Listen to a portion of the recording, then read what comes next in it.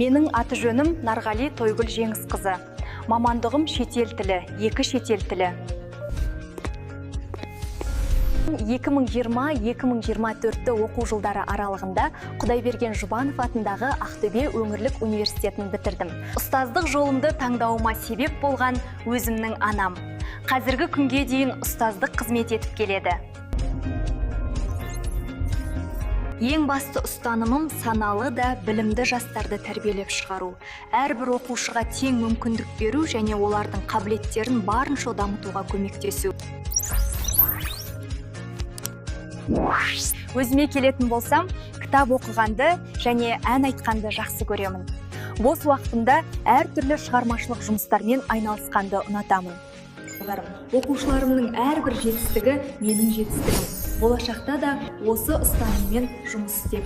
Білім мен тәрбиенің маңыздылығын әрқашан ескеріп, өзімнің кәсіби дамуыма бағытталған еңбек етуге дайынмын. Сонымен жас маман ретіндегі әрбір қадамым үлкен бағыттарға апарар жол. Алдымда талай міндет тұр, мен соған дайынмын.